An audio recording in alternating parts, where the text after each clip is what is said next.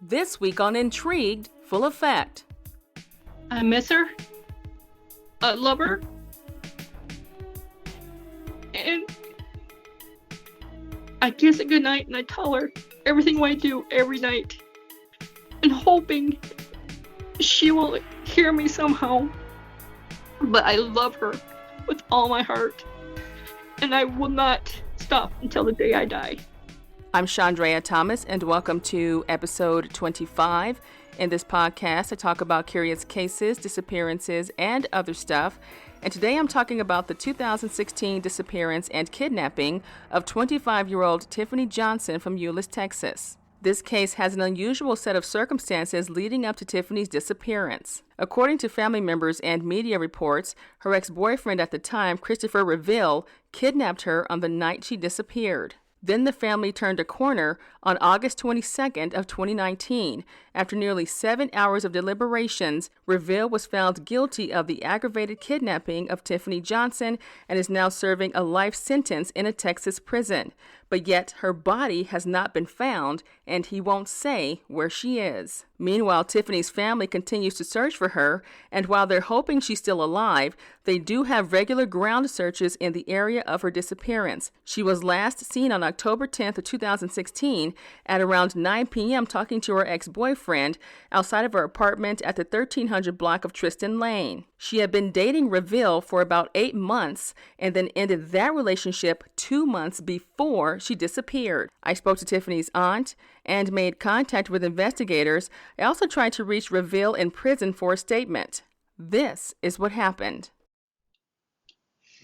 Okay, Janelle Holtfeld, you are the aunt of Typhenie Johnson.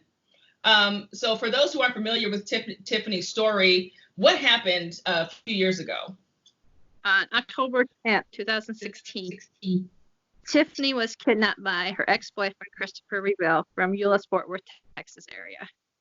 And he said that she hopped into a car he did not know. And he also gave that same story 14 years ago to a prior ex-girlfriend.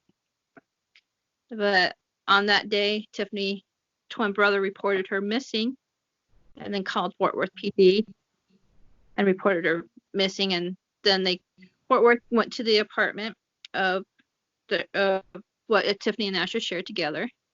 And they were questioning Asher for a period of time. Instead of putting an APB out, they was questioning Asher more and more and more. And then they told Asher to call Chris's phone.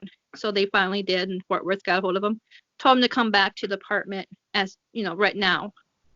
So then he came back, he was all sweaty and everything, and Chris was saying he was pretty much worried about what's going to happen to him.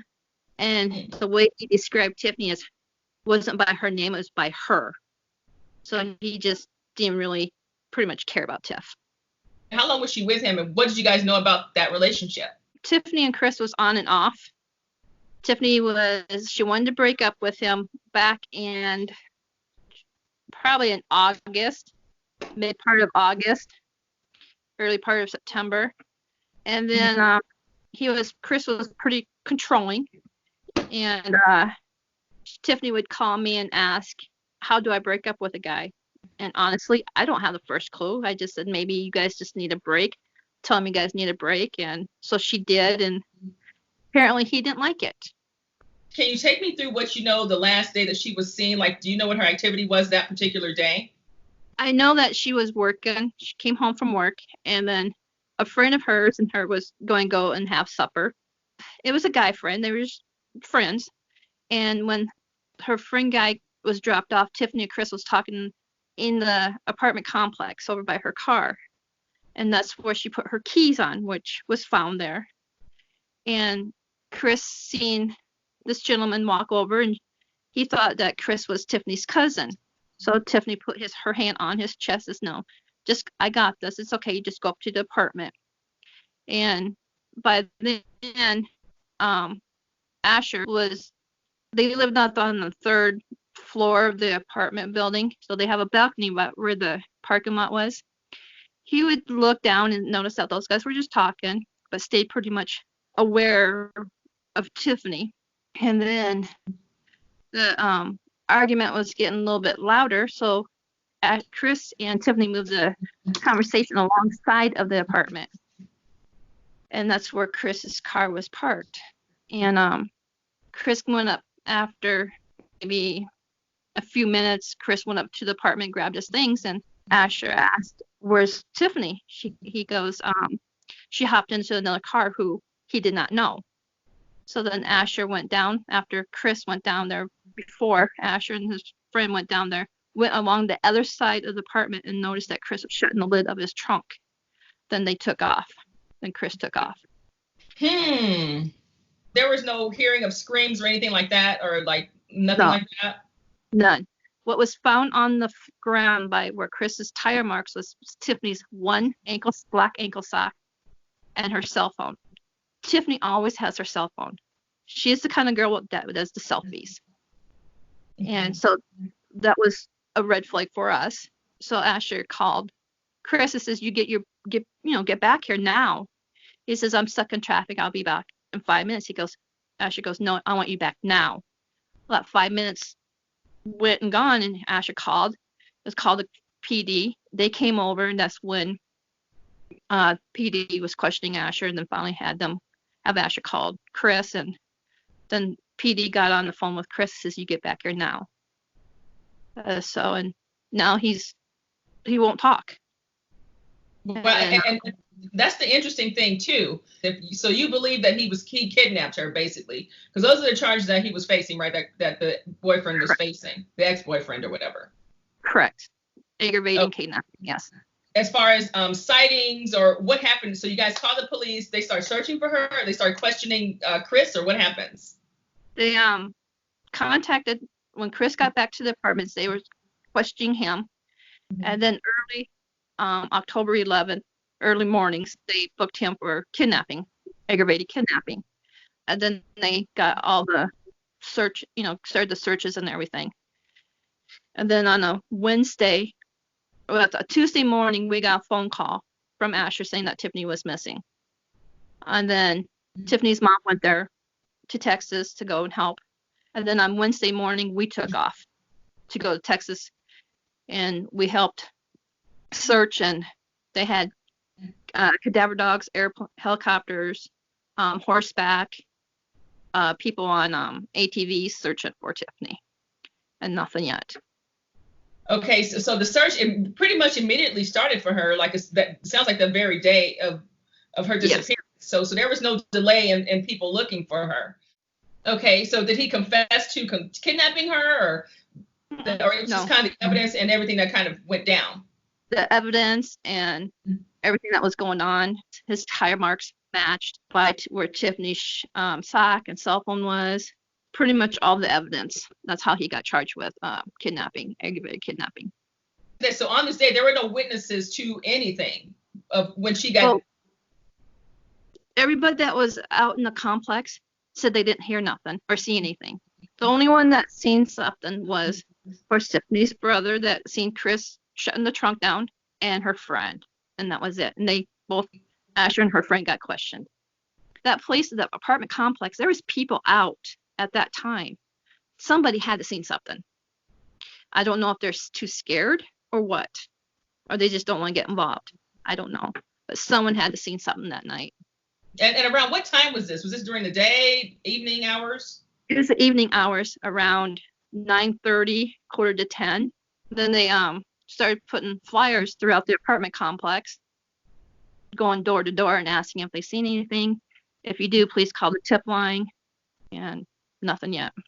3 years and going on 5 months. Nothing. Once they arrest him, they start investigating. I'm assuming they went through and checked the trunk of the car to see if her DNA was in there or anything like that. I'm guessing. Right. They did that and they didn't find anything. We had there was dogs over by the apartment. They didn't find no blood, but nothing.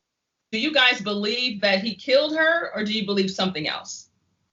Our family believed something else, because he did drugs, and we believe he owed money. And the easiest way to pay off your debt is passing off a beautiful young lady. I mean, and they can make their money back. That's what we believe, but we don't have proof of it. And that's what's hurting us. And he really didn't have much time to hide her. It's just, we just don't know where she's at. And we just need people, if they seen something on that night, come forward to call the tip line, and they can be anonymous. We need help. Someone out there can save a person's life, or bring, if Typhenie is gone, they can bring peace to our family, mostly to Tiffany's mom and her siblings. That's what we need. We need help. As far as the time frame, let me ask you this. This is very interesting.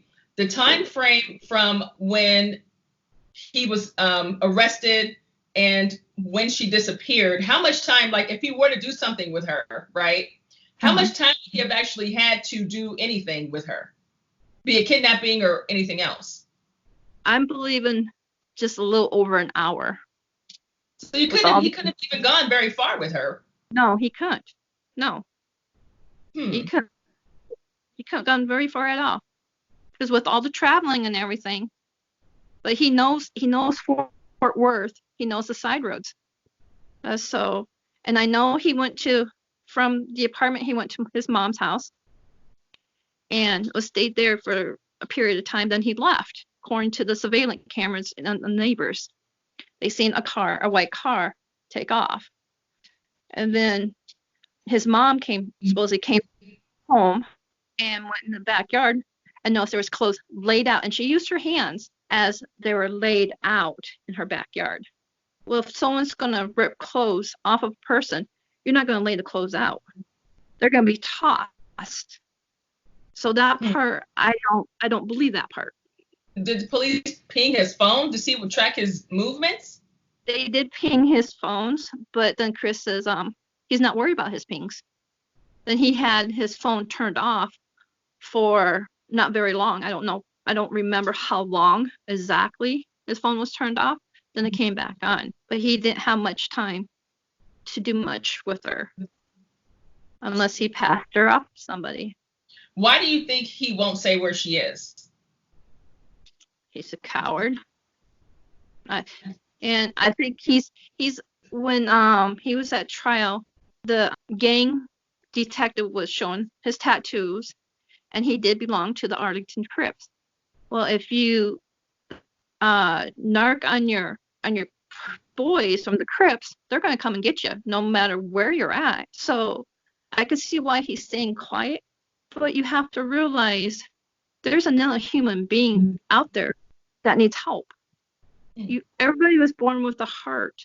Use that heart, what God gave you, and help. He said that he loved Typhenie. Well, if you loved her, why did you do this? Tiffany's car had some problems, needed new brakes, and Chris was supposed to fix it. Well, he never did.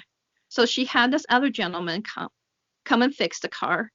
And this guy that was supposed to be fixing it, I don't remember his name, he was even questioned if he seen Typhenie that night. And he passed all the tests. He says, no, I didn't see her. So, and Chris was down determined that Typhenie left with that gentleman. So, and it was proven that she never did. What do you think was the most shocking thing? Like, let's get to the trial part, because it looks like, basically everything pretty much led to the evidence leading to the trial and all of that. So what was that like for you and your family? And what do you think was the most shocking thing to come out of it? That we gave him a plea deal. He wouldn't even talk. He wouldn't even say. He would rather serve life instead of at least try to get out earlier. But when it was on live, when he came out of the courtroom or coming into the courtroom, he had this cocky smirk on his face. It's like, I'm going to walk kind of look. And then when the sentence came down, I think he realized he messed up. How he got life was because of this other girl, Taliba, who has been missing for 14 years now. Her family was at the trial, and they took stand. So that helped to give him life, because he did it once. So he could have done it to anybody else. So is it life without parole? He has eligible for parole in 2046. Okay. But we don't think he's going to get parole. How is your family now? We're just dealing with day by day. It's still like a nightmare. This should never happened. We have a group called Bring Typhenie Johnson Home on Facebook. And I do these nightly posts where I talk about Typhenie. I put her flyers. I do different pictures on here. And we have people out there in different states that will share. Because who knows, Typhenie could be anywhere. And we're just living this horrible nightmare that should never happen. I'm not a religious kind of person, but we're all God's children. We're supposed to protect one another, respect one another's lives. And what he's doing is taking that away from us, because we don't know where Typhenie is. Who knows if she's having 3 square meals, if she has clothing, head shelter over her head. And here's Chris. He gets to visit his family. He has 3 square meals. He has a roof over his head. He has a bed to sleep in. What about her twin? Has he had any sense of her? You know how they say that twins have a certain type of connection. Have you gotten any of that from him? No, nothing. He doesn't feel anything. He won't even really talk about it. We're grown up as we're supposed to protect our family, one another. And he feels like he failed. I don't think he ever failed. He did the right thing by calling the PD. He tried to protect Typhenie any possible way. So he did the right thing. He didn't fail Typhenie. Who failed Typhenie was Chris. Asher just had a baby. Almost will be a year old now. And they named her after Typhenie. And Typhenie loved elephants. So they have elephants throughout their house. So that just shows, he misses his twin. He needs his twin back. Was there ever any activity on her social media after that day? Do you know what her last communication with anyone was from social media, from phone? Or did it pretty much end on that day after the trunk situation? Her phone was taken to PD, Fort Worth PD. They looked into her phone. Nothing happened. There was no activity on her social media or anything. No bank, nothing? Nothing. And I checked her credit report to see if anything's been active on that. Nothing. No activity on her social security number, nothing like that. Nothing. Has there ever been anyone reporting sightings of her or anything like that? There was a lady. We got a tip from a group who I belong to, and this person wrote an email. It was a 2-page email describing a lot of information no one should have really known. And I forwarded it to the Fort Worth PD. I waited a couple weeks for it, no reply. So I called the sergeant in charge. I said, "You guys received this email?"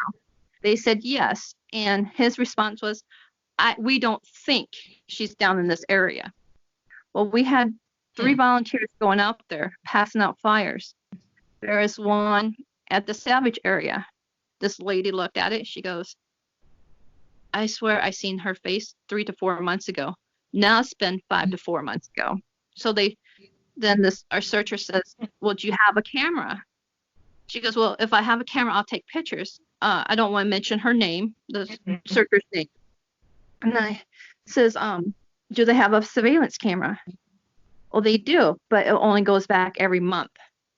So if there was any recording, it would be gone." Our searcher gave this person at the salvage yard the phone number. If she sees anything, please call the volunteer. So they went to like a Mexican restaurant, passed out another flyer. This other lady was determined she'd seen Typhenie 3 to 4 months ago also. And then they went on again to another area. Another person who didn't know these other 2 said, "I seen her 3 to 4 months ago." Why isn't Fort Worth PD going out there and searching, asking these people? Okay, so this is all in one particular area around Fort Worth? It's over by the Mansfield area. All these people and the email said that they seen Typhenie. Did they say what was she doing, or what was her condition, or do they remember, like? They didn't mention, her condition or anything. So, but there's down determined they seen Typhenie 3 to 4 months ago. So back in like the fall of 2019, there are people who are saying they've seen someone who looks like Typhenie, or they believe they've seen Typhenie in this particular area. This is like a suburb area of like Fort Worth. Fort Worth, Arlington area. Fort Worth, Arlington. Okay. Now let me ask you about this. When it comes to searches and things like that, how often are people searching? I know I saw some candlelight vigils stuff kind of happening. How often do you guys do that? How often do you guys do the searches? We do the candlelight every year. Okay. Of Typhenie anniversary. And since we have a small group of searchers, we have to wait until our main guy, because he's very busy too. He has a job and he does other things. He's a dinosaur guy. So he shows dinosaurs to different groups too. So whenever he can, we set up a search event through Bring Typhenie Johnson Home.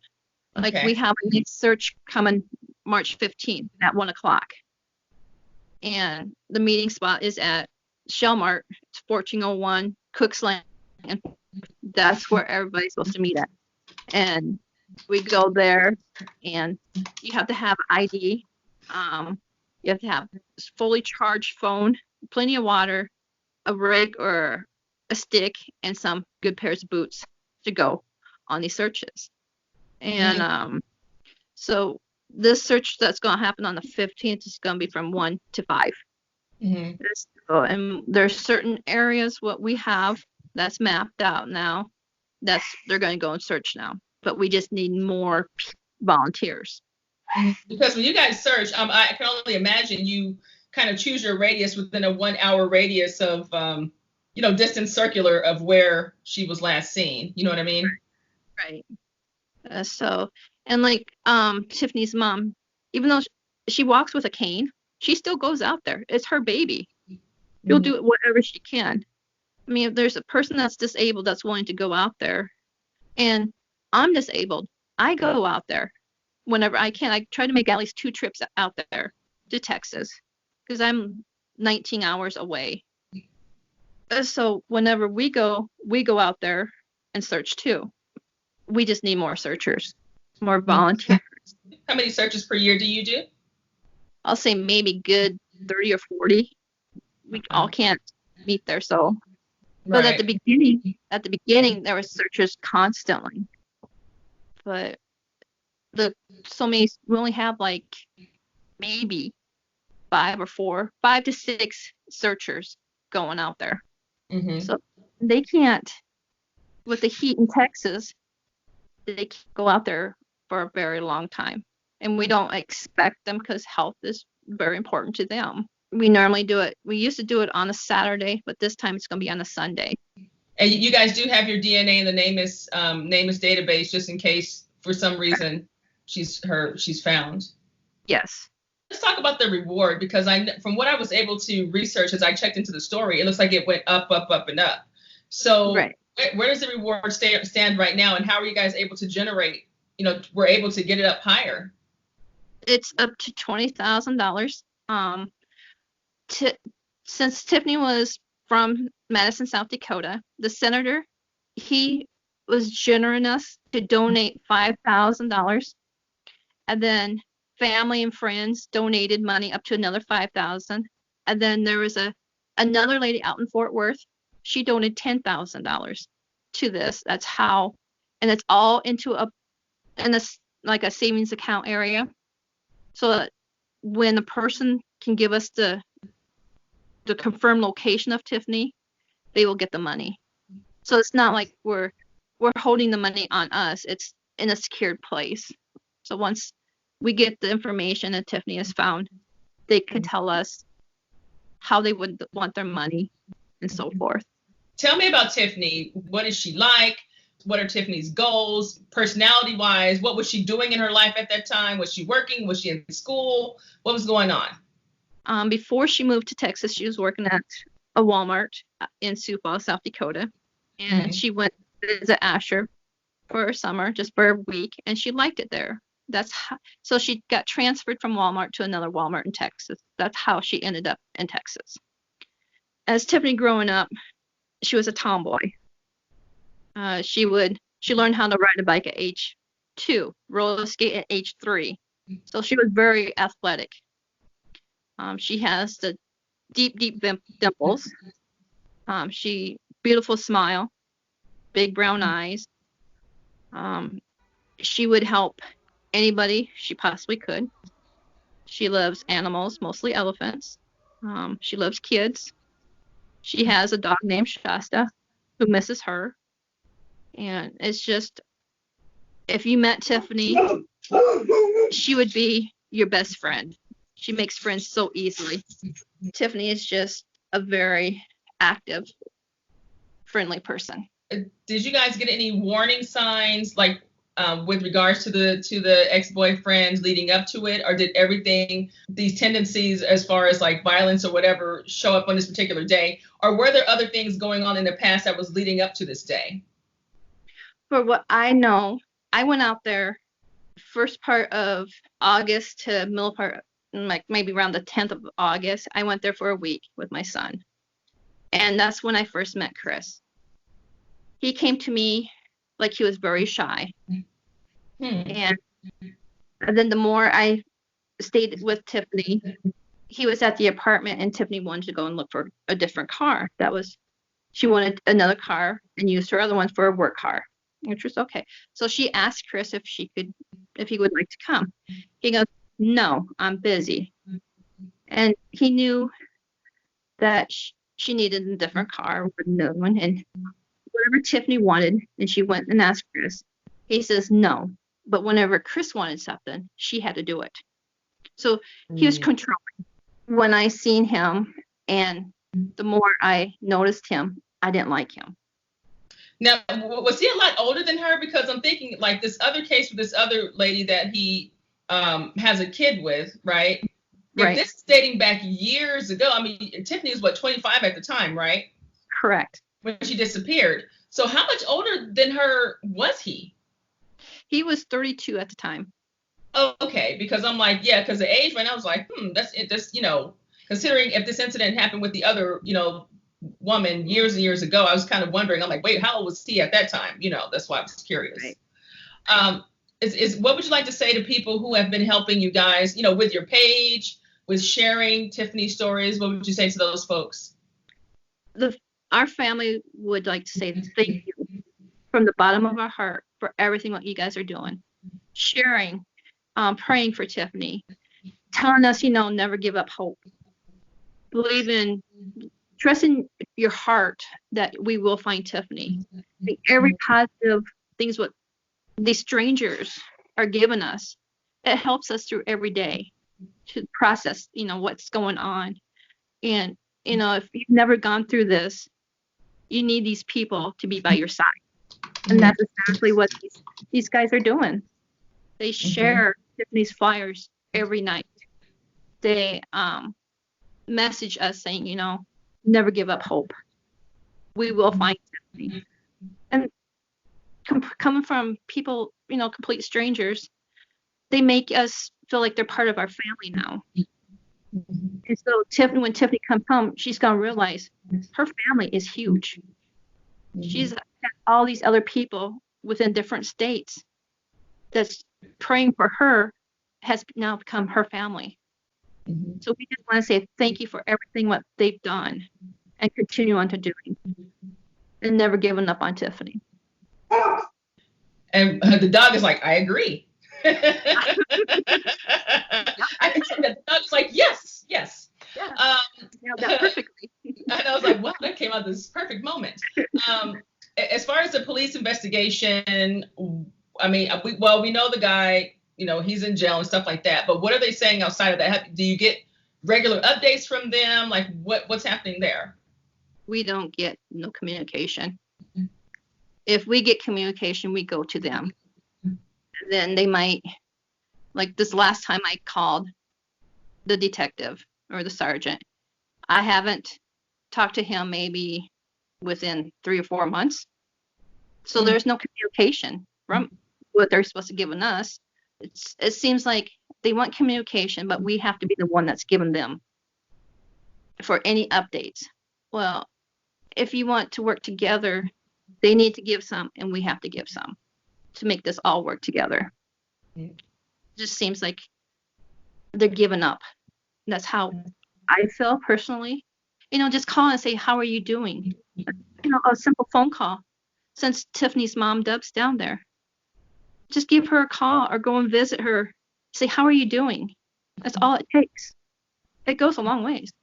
What would you say to folks who, aside from the ex-boyfriend, who may know where Typhenie is? What is your message for them? If you know the information, just come forward. And you can remain anonymous, like I said. Just think of Typhenie. Just think if Typhenie was your sister, your daughter, niece, or cousin, or granddaughter.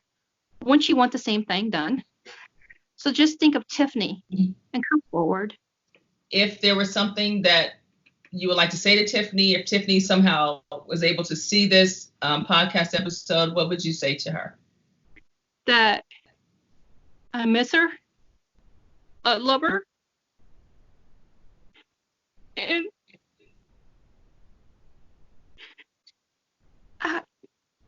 I'm sorry.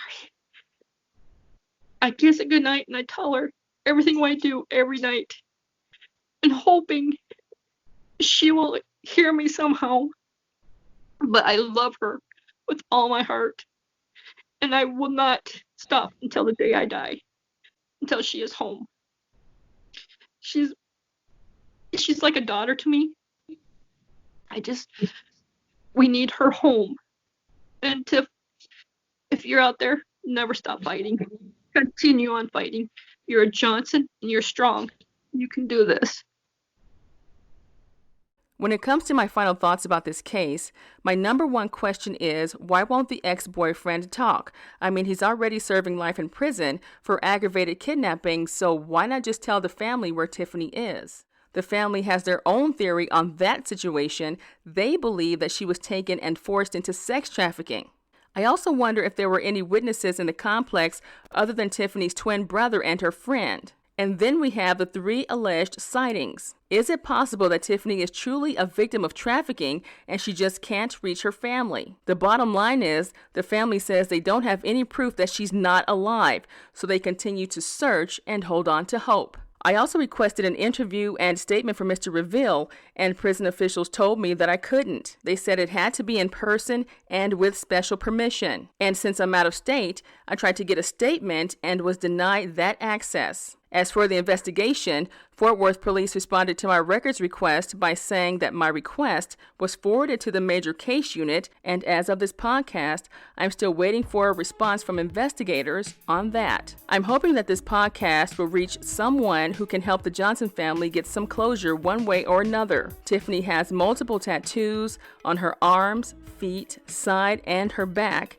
and she would be 28 years old today. If you have information in this case, call the Fort Worth Police Department at 814-392-4442. If you have a case that you want me to check out, just message me on the Intrigued Full Effect Facebook page or via email at intriguedfulleffect@hotmail.com. Until next time, be safe and stay true.